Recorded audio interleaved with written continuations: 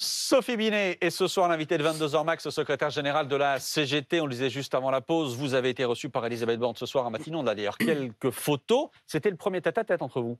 D'ailleurs, est-ce qu'on peut parler vraiment de tête-à-tête? Vous étiez plus que deux dans la pièce. Non, on était trois de la CGT. Et puis en face, il y avait le ministre du Travail et puis le cabinet. Votre premier message en arrivant, qu'est-ce que vous lui dites?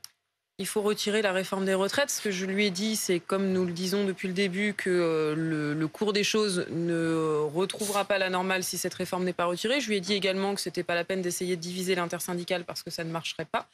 Et je lui ai dit enfin qu'on n'était pas là pour compter les chandeliers à Matignon, mais que moi j'étais venue pour négocier, que négocier, il y avait des choses précises et que ce n'était pas possible que ça se passe sur la feuille de route patronale ou gouvernementale, qu'il fallait que ça se passe sur nos exigences. Mais quand vous lui dites retrait de la réforme, qu'est-ce qu'elle vous répond? Eh bien, elle a répondu non et surtout, elle a fait une réponse extrêmement inquiétante puisque nous avons parlé de la PPL transpartisane qui sera débattue le 8 juin prochain. Alors la PPL, la proposition de loi déposée par le groupe des indépendants de Lyotte pour annuler d'une certaine manière la mesure principale qui est le passage à 64 ans. C'est ça, pour annuler la réforme des retraites. Et donc, je lui ai dit que ça serait gravissime si le gouvernement multipliait encore une fois les manœuvres pour empêcher les parlementaires de voter, qu'il fallait laisser la démocratie se faire et laisser les députés voter. Et elle a essayé de m'expliquer pourquoi cette proposition de loi était anticonstitutionnelle. Je lui ai dit que ça serait au Conseil constitutionnel d'en juger, mais que d'abord, il fallait laisser les députés voter. On va l'écouter, Elisabeth Borne, voilà ce qu'elle a déclaré à la sortie de votre entretien. Il est assez irresponsable de la part d'un groupe parlementaire de laisser croire qu'on peut présenter une proposition de loi qui supprime 18 milliards de ressources et que cette proposition de loi pourrait prospérer. Évidemment, il y a des règles sur les propositions de loi qu'on peut présenter et une des règles, c'est de ne pas alourdir les dépenses et de ne pas réduire les recettes. Donc je pense que c'est quelque part une sorte de miroir aux alouettes, vous voyez, où on fait croire aux salariés qu'il y aurait une possibilité de déboucher. Donc je le redis, je pense que c'est assez irresponsable d'entretenir une confusion de ce type. Et évidemment, on souhaite, cette proposition d'abrogation est inconstitutionnelle. Je pense qu'il faut que chacun en soit conscient et que chacun prenne ses responsabilités en conséquence. Ce que dit Elisabeth Borne, et ce qu'elle vous dit d'une certaine manière, c'est que vous faites croire aux salariés, à ceux qui sont opposés à la réforme des retraites, qu'il y a encore un moyen de retirer cette réforme par le biais de cette proposition de loi. Elle vous dit que ça n'arrivera pas. C'est un mensonge, ce que vous dites est un mensonge. D'accord, qu'elle laisse les députés voter. La vérité, c'est que le gouvernement panique parce qu'il sait que cette proposition de loi, elle a toutes les chances d'être adoptée le 8 juin prochain et qu'il veut empêcher encore une fois la démocratie de se faire dans l'Assemblée nationale. Et il panique aussi parce que le gouvernement sait que si la loi était adoptée le 8 juin prochain, ça serait un coup de tonnerre qui montrait définitivement que la réforme des retraites est non seulement minoritaire dans le pays, combattue par toutes les organisations syndicales, mais aussi totalement minoritaire à l'Assemblée nationale et qu'il faut y renoncer. Mais Sophie Binet, on sait bien que même si cette loi, allez, partons dans l'idée qu'elle sera votée à l'Assemblée nationale, elle n'a aucune chance de passer au Sénat. Ce que vous cherchez, c'est quoi? C'est le symbole? Et justement, si c'était seulement symbolique, qui laisse les députés voter. On voit bien que ça n'est pas seulement symbolique, c'est la raison pour laquelle le gouvernement, depuis 15 jours, multiplie les manœuvres dilatoires pour empêcher que cette loi soit votée. Ça n'est pas symbolique. Pourquoi? Parce qu'on sait qu'une proposition de loi, in fine, c'est toujours l'Assemblée nationale qui a le dernier mot. Donc effectivement, si elle est votée le 8 juin au soir, elle part au Sénat et à la fin, c'est l'Assemblée nationale qui a le dernier mot. Et puis la deuxième raison, c'est que si cette loi était votée, ça confirmerait ce que demandent les syndicats depuis des mois, à savoir le retrait et en commençant par dire cette réforme ne peut pas s'appliquer au 1er septembre alors qu'il y a une proposition de loi d'abrogation qui est en navette parlementaire, que les décrets ne sont pas sortis, que les caisses sont incapables de mettre en application cette réforme avec des conséquences très concrètes. Donc pour vous les voulez salariés. gagner du temps. Aujourd'hui, on n'est pas capable de faire leur décompte en matière de départ en retraite. Il y a des catastrophes et pour les salariés. Là, il y a des cas de burn-out qui se multiplient dans les caisses de retraite, parce qu'on leur demande de travailler sur n'importe quoi et n'importe comment, et des catastrophes individuelles pour tous les salariés qui devaient partir en septembre et à qui on va expliquer qu'ils devraient attendre 2024. Le gouvernement dit que tout sera prêt. Le gouvernement dit que tout sera prêt et que les premiers décrets vont arriver. C'est faux.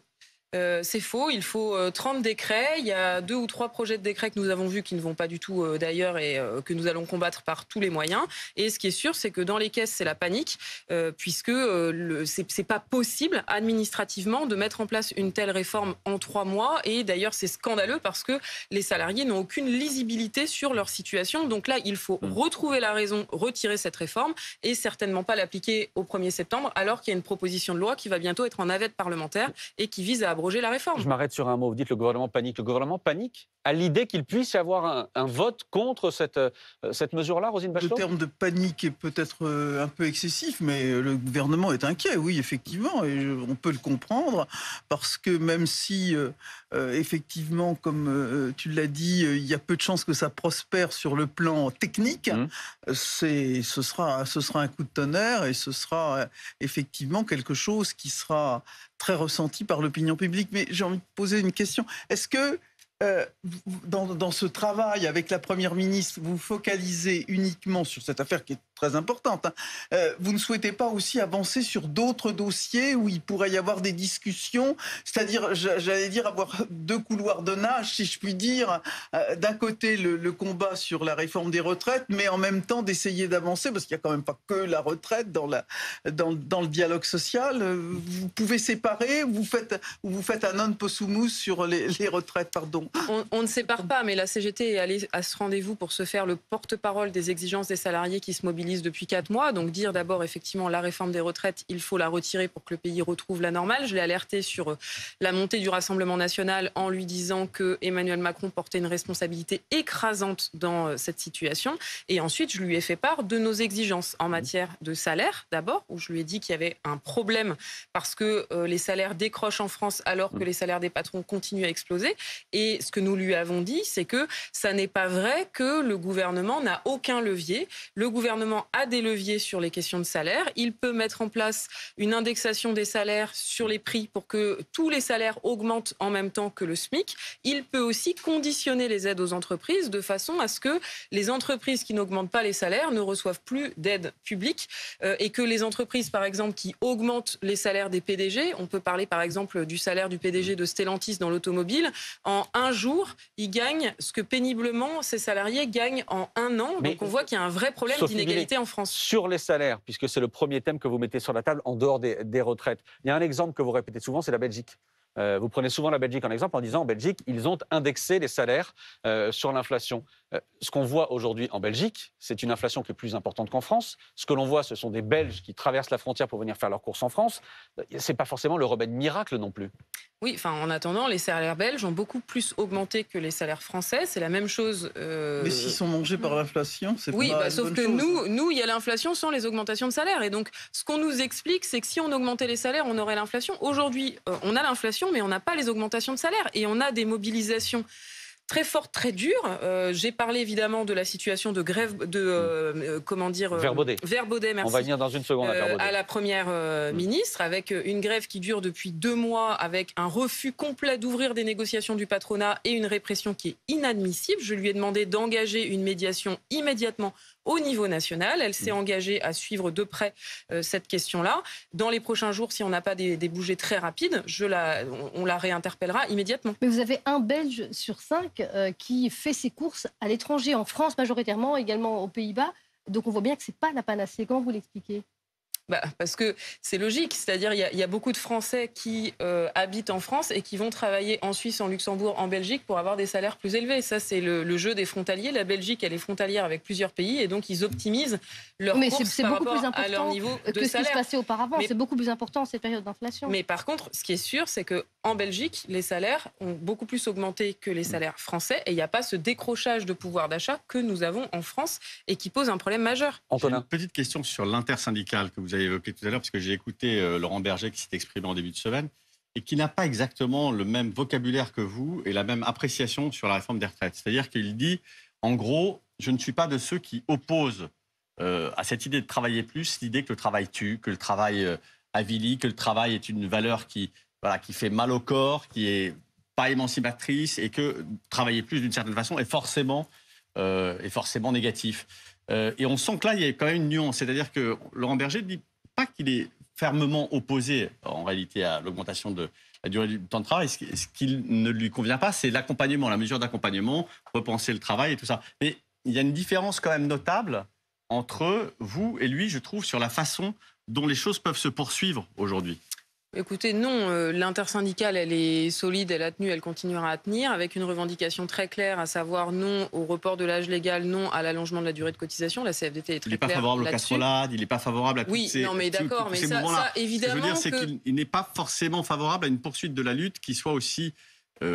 dur ou radical ou sans autre préalable que le retrait de la réforme que vous. Depuis le début, il y a une intersyndicale solide, mais on a dit dès le début que la CGT et la CFDT avaient des désaccords sur plein de sujets. Donc là, ce n'est pas un scoop que nous ayons encore des désaccords sur un certain nombre de sujets. Mais ce que j'ai dit à la Première ministre, et Laurent Berger a fait de même, c'est que toutes les manœuvres et les tentatives du gouvernement de diviser l'intersyndicale ne fonctionneraient pas, que non seulement nous étions d'accord sur le retrait de la réforme des retraites, mais en plus nous allons publier le 30 mai prochain des propositions communes, notamment sur l'augmentation des salaires, la nécessité de réviser en profondeur les ordonnances Macron qui ont cassé le code du travail, qui ont cassé la représentation du personnel, la négociation collective, la nécessité de conditionner les aides publiques et que l'intersyndicale est rassemblée. J'appelle d'ailleurs toutes celles et ceux qui nous regardent actuellement à aller sur le site jusqu'auretrait.fr pour interpeller leurs députés, pour faire en sorte que les députés votent pour la proposition de loi d'abrogation qui sera débattue le 8 juin prochain et qui permettrait une sortie de crise. Et puis, évidemment, l'intersyndicale, elle est rassemblée. Les députés qui ne voteraient pas selon vos choix n'en seraient pas pour autant menacés physiquement. Mais bien sûr que non. Bien sûr. Non, mais il sera peut-être utile de le rappeler dans votre appel. Non, mais c'est une évidence. La CGT a toujours condamné toute violence physique contre toute personne, mais a fortiori contre des élus de la République. Mais par contre, quand on est élu, on doit rendre des comptes. Et quand on est élu, on doit dire ce qu'on vote ou ce qu'on ne vote pas et expliquer pourquoi. Et donc, c'est normal d'interpeller ces élus. C'est ce que nous faisons avec cette plateforme jusqu'auretrait.fr que j'invite tous les téléspectateurs à aller visiter. On reviendra sur la violence dans un instant, mais vous donnez un certain nombre de revendications. Pourquoi ne pas aller les donner à Emmanuel Macron, puisque visiblement, il y a une proposition de rencontre entre les syndicats et le président de la République. Qu'est-ce que vous répondez à ça? Vous refusez d'aller voir le président? Non, mais c'est vrai que la seule proposition concrète que nous a faite Elisabeth Borne, c'est cette photo de classe avec le professeur Macron avant le 8 juin, si possible. Bon, la ficelle est un peu grosse. Mais vous réclamiez cette rencontre? Pendant des semaines, vous avez réclamé cette rencontre? Oui, tout à fait. Mais sur quel contenu? Sur le retrait de la loi. Donc nous l'avons réclamé en plein mouvement social en espérant que le président de la République joue son rôle, à savoir un rôle de médiation qui est le rôle institutionnel qui est celui du président de la République. Nous l'avons réclamé une deuxième fois au soir de la censure partielle de la loi par le Conseil constitutionnel en appelant le président à ne pas promulguer, à renvoyer devant l'Assemblée nationale et à tirer les leçons. Ces deux fois, il nous l'a refusé et il nous l'a accepté au lendemain de la promulgation en nous disant maintenant je veux bien vous recevoir. C'est quand même un peu gros. Et donc là, moi, ce que j'ai dit à la Première ministre, c'est que à ce stade, je ne voyais pas l'utilité d'une grand-messe avec Emmanuel Macron, sauf si c'était pour nous annoncer le retrait de la réforme des retraites ou des mesures d'augmentation des salaires. Mais est-ce qu'il y avait des aspects positifs à cette rencontre avec Elisabeth Borne? Elle vous a reçu assez longuement. Est-ce que vous avez quand même senti que c'était nécessaire de s'asseoir, de parler, de se voir, une tentative d'apaisement en fait? Écoutez, j'ai senti qu'elle avait envie qu'on reste longtemps dans son bureau. Bon, d'accord. Donc moi, elle ne voulait pas que vous partiez au bout de 5 minutes. C'est ça, mais bon, c'était pas ce que j'avais prévu de faire. J'ai poussé les arguments jusqu'au bout et surtout, j'avais une longue liste de propositions et de demandes. Donc c'est pour ça que ce rendez-vous a duré longtemps. Le problème, c'est que sur 90%, la quasi-totalité de mes demandes, j'ai eu un non ferme ou alors elle a pris note et je n'ai pas eu de réponse. Et donc ça, c'est un problème. C'est-à-dire que moi, encore une fois, je n'ai pas besoin de la Première ministre pour discuter. Ce que j'attends d'une Première ministre, c'est de négocier sur la base de nos demandes avec des réponses à nos demandes. Et donc, alors, par exemple, c'est une rencontre pour rien aujourd'hui. J'attends de voir quelles seront les leçons qu'elle en tirera. Elle nous a dit, voilà, elle a bien pris note, on attend un retour de sa part. Ce qui est très inquiétant, c'est que je lui ai fait part également d'un certain nombre de lignes rouges, à savoir notamment sur la question de l'assurance chômage, le fait que l'ensemble des organisations syndicales contestaient la stigmatisation des personnes privées d'emploi et des personnes qui touchent le RSA. Nous avons rappelé qu'il y a aujourd'hui 5 millions de personnes en France qui sont privées d'emploi, qu'on ne peut pas dire que si on est au RSA, c'est qu'on l'a choisi et qu'en qu'on ne fait pas d'efforts et que sa mesure de conditionnalité du RSA est scandaleuse. Nous l'avons également interpellé sur la réforme du lycée professionnel qui est combattue très largement par les enseignants, les élèves et qui consiste à baisser le volume d'heures d'enseignement des élèves les plus en difficulté. Là-dessus, aucune réponse. Et vous attendez systématiquement à chaque fois des réponses de la Première ministre. Vous avez évoqué tout à l'heure le cas de Verbaudet. Oui. Qui est un cas concret, entreprise dans une marque de puériculture, avec des ouvriers qui ont été en grève et des salariés qui ont été en grève pendant 2 mois, un piquet de grève qui a été délogé par les forces de l'ordre. Et dans ce contexte-là, on a appris qu'un délégué syndical dénonçait des faits qui sont très troublants. Il dit avoir été enlevé chez lui, devant son fils, hier soir, avoir été frappé, gazé, puis relâché. Qu'est-ce que vous pouvez nous dire de cette affaire ? C'est une affaire très grave sur laquelle j'ai interpellé la Première ministre en lui disant que ça n'était pas possible que non seulement les pouvoirs publics n'aident pas à ce qu'il y ait une vraie médiation sur cette question, puisque je rappelle qu'à Verbaudet, il y a une grève qui dure depuis 2 mois avec 80 ouvrières qui sont en grève tout simplement pour demander une augmentation de salaire correspondante à l'inflation et que jusque-là, la réponse de la direction, c'est 0% d'augmentation de salaire et que les pouvoirs publics, au lieu d'organiser une médiation, le préfet a envoyé les CRS pour les déloger de leur piquet de grève avec plusieurs militants et militantes qui se sont retrouvés en garde à vue et une gréviste qui a passé 24 heures à l'hôpital parce qu'elle s'est fait luxer l'épaule. Et enfin, un militant de la CGT, effectivement, qui a été enlevé par 2 personnes qui étaient équipées, on va dire, qui n'ont pas présenté de carte de police. Vous voulez dire équipées J'ai pas le détail, donc j'irai pas jusqu'à ces termes, mais en tout cas équipées au moins de gazeuses. Déjà, c'est interdit d'avoir du gaz lacrymogène. Vous accusez que ce soit des policiers, c'est des forces de l'ordre.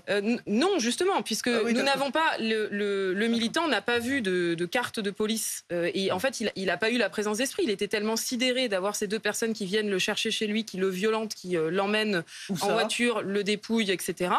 Et donc du coup, nous avons interpellé la Première ministre et je lui ai dit que là c'était extrêmement grave, qu'il fallait intervenir immédiatement, sinon ça allait mal finir, qu'il fallait que le gouvernement, l'État, enclenche une procédure de médiation au plus haut niveau, c'est-à-dire pas au niveau local, puisque la préfecture n'a pas joué son rôle et que les RH dysfonctionnent. Donc il faut que cette médiation ait lieu avec la direction générale du groupe et qu'il faut que les poursuites cessent immédiatement contre tous nos militants et militantes. Sophie Binet, un lien entre ce qui se passe chez Verbaudet depuis des mois, ce blocage en termes de négociation, et ce qui s'est passé hier soir, ce délégué syndical enlevé. Pour vous, il y a un lien dans tout ça ? Évidemment. Évidemment qu'il y a un lien avec, là, depuis 3 jours, on sent qu'il y a une stratégie de mise en tension pour casser la grève, casser le piquet de grève. Les grévistes ont été délogés du piquet de grève par des CRS, avec beaucoup de violence, puisque une des grévistes a été hospitalisée pour une luxation de l'épaule. Donc évidemment qu'il y a un lien et que... Mais qui aurait intérêt à enlever pendant quelques instants un délégué syndical, à le rejeter dans la nature derrière ? Écoutez, je ne vais pas faire d'accusation là, à ce stade. Je pense qu'il faut qu'une enquête soit ouverte. Il y a une enquête qui est ouverte. Avec satisfaction que les pouvoirs publics avaient enfin pris leur responsabilité d'ouvrir une enquête. Et ce qui est sûr, c'est qu'il faut qu'il y ait des négociations immédiatement qui s'ouvrent avec la direction générale du groupe. Il faut que les revendications des grévistes soient entendues. Je rappelle que ce sont des ouvrières qui travaillent en 3-8, donc de nuit, qui pour beaucoup sont à la tête de familles monoparentales, qui sont payées au SMIC ou autour du SMIC, que c'est une entreprise où il n'y a aucun déroulement de carrière, c'est-à-dire on a des ouvrières, ça fait 30 ans qu'elles sont là, elles sont payées comme si c'était il y a 6 mois, que c'est des boulots pénibles, elles font 25 km par jour de manutention en poussant leur manutention. Donc il faut arrêter de se moquer du monde. Là, il faut augmenter les salaires. Juste une chose pour rebondir un peu sur ce que vous dites sur Verbaudet et pour faire aussi le lien avec ce qui s'est passé aujourd'hui dans le bureau de la Première ministre. On a l'impression que décidément le dialogue ne passe pas du tout entre les partenaires sociaux. On a l'impression que ça ne s'améliore pas du tout. C'est un peu le sentiment que vous donnez. D'un côté, cette espèce de blocage assez ferme. Donc l'absence de dialogue qui, d'une certaine façon, a créé aussi des tensions dans le pays. Et les syndicats ont beaucoup mis en garde contre le risque, d'une certaine façon, de violence ou de débordement, de ne plus maîtriser la colère des gens.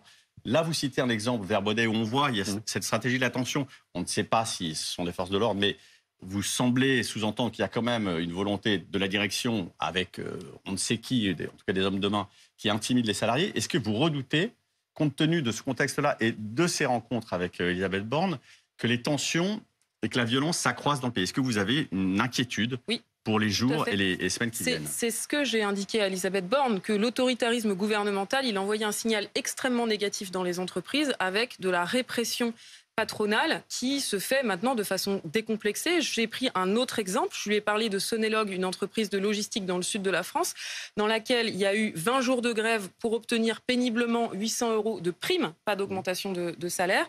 Et nous avons eu 25 grévistes qui sont actuellement convoqués pour entretien préalable à licenciement pour fait de grève. Et donc ça, on l'a dans un certain nombre d'endroits en France. C'est extrêmement grave. C'est nouveau et ça s'aggrave. Ça s'aggrave. Les pouvoirs publics doivent jouer leur rôle. Et pour finir sur ce rendez-vous, bon, nous, on était venus, on nous avait vendu du dialogue social. Au final, c'était un monologue patronal, puisque moi, je suis venue avec des exigences extrêmement précises. Nous n'avons eu aucune réponse précise à nos demandes. Et pour l'instant, la seule chose que je peux dire, c'est qu'aucune de nos demandes n'est prise en compte.